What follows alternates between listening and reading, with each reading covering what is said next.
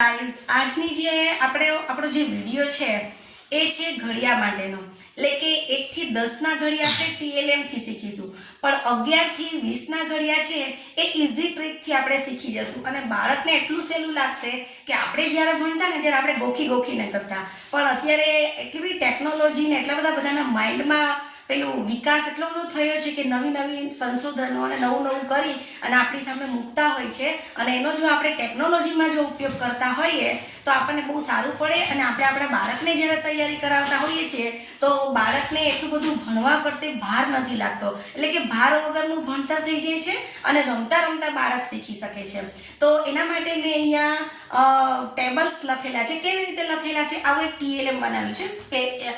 1નો table લખેલો છે, પછી 2ના ટેબલ માટે સ્લીપિંગ લાઇનમાં 2 ટાઈમ્સ જ જવાનું, 2 1 2 2 2 4. પછી આખો 2નો ટેબલ છે સ્ટેન્ડિંગ લાઇનમાં લખવાનો છે. 3નો ટેબલ તો એ બી સ્લીપિંગમાં કેટલી ટાઈમ્સ? 3 1 3 1 3 3 2 6 3 9. પછી જે આખો છે સ્ટેન્ડિંગ લાઇનમાં લખવાનો છે. એવી રીતે આપણે 10ના ટેબલ સુધી લખેલું છે.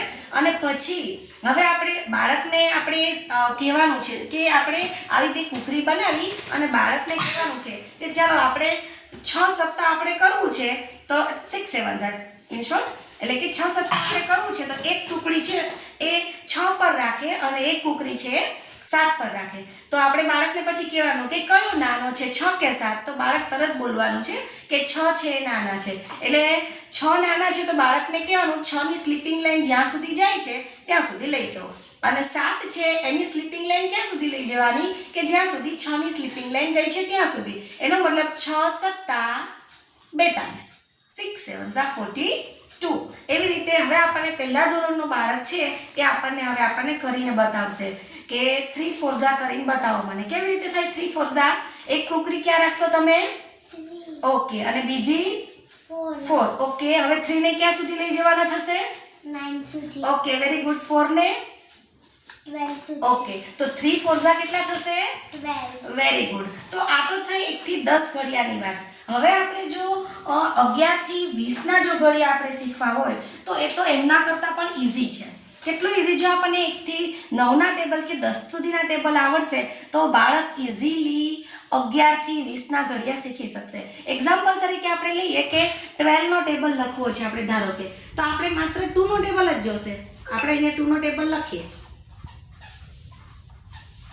2 4 8, 2 5 10, 2 6 12, 2 7 14, 2 8 16, 2 9 18, 2 10 20.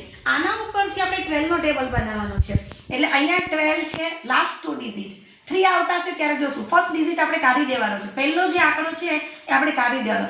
લાસ્ટ 2 ડિજિટ એ લખવાના. લાસ્ટ 2 ડિજિટ 24, અહીંયા લાસ્ટ 2 ડિજિટ 36, અહીંયા લાસ્ટ 2 ડિજિટ 48, અહીંયા લાસ્ટ 3 છે. જુઓ, આને આપણે ફર્સ્ટને કાઢીશું તો 1 2 and 3 આવશે.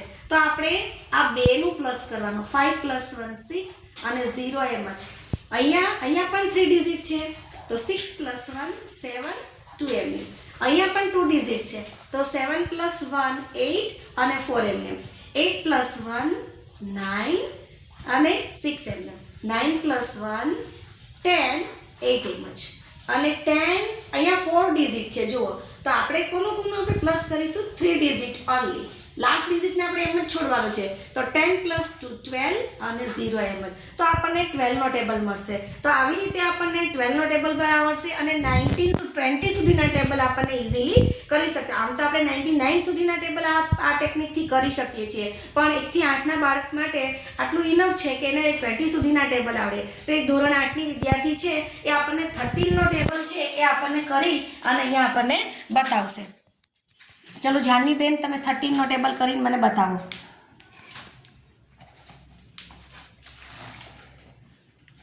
13ના ટેબલ માટે જાનવી બેન કયો ટેબલ લખવો પડશે? ઓકે, ઝડપથી.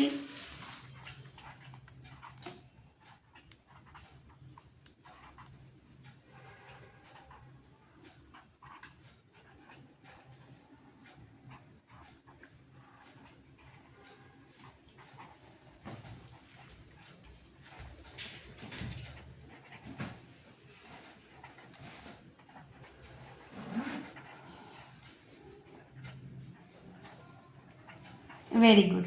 હવે એના પરથી તમે 13નો ટેબલ બનાવો. Very good. શાબાશ. શાબાશ. હવે જુઓ કોનું કોનું પ્લસ કરવાનું રહેશે આપણે? 4 ને 1 okay very good. Plus 5 2 very good. 6 5 okay 7 8 very good. અને 2 9 1 વેરી ગુડ. 8 8 પ્લસ 2 કેટલા થશે? Sorry 10 very good. 4 9 2 11 7 very good. અને 10 પ્લસ 3 યસ વેરી ગુડ. તો આપણે જોઈ શકીએ છીએ કે બાળક છે એ 1 to 20 સુધીના ટેબલ કેટલું ઇઝીલી શીખી શકે છે. તો આપણો પણ પ્રયત્ન કરીએ કે બાળકને જેટલી બને તેટલી પ્રેક્ટિસ કરાવીએ કે જેથી કરી એમને ગોખવું નહીં પડે. માત્ર 1 થી 10ના ઘડિયા તૈયાર કરવા પડશે અને એ પણ રમતા રમતા. તો આવા TLMનો ઉપયોગ કરી આપણે 1 થી 10ના ઘડિયા બાળકને કરાવી શકીએ અને 11 થી 20ના ઘડિયા બાળક જાતે કરતું થશે.